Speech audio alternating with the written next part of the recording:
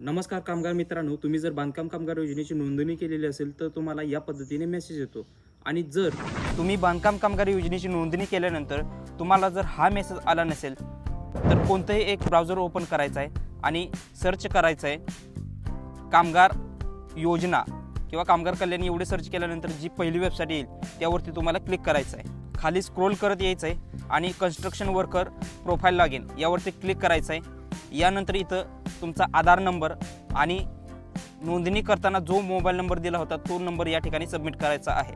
Proceed to form यावरती click करायचं आहे। यानंतर तुमच्या त्या नंबरवरती एक OTP गेला असेल तो OTP टाकायचा आहे आणि व्हॅलिडेट OTP वरती क्लिक करायचं आहे। इथं पेंडिंग दाखवत आहे, जर पेंडिंग असेल तर तुमचा हा अर्ज मंजूर झालेला नाही आहे आणि पेंडिंगच्या ठिकाणी जर ॲक्टिव्ह दाखवत असेल तर तुमची बांधकाम कामगार योजनेची नोंदणी ॲक्टिव्ह झालेली आहे।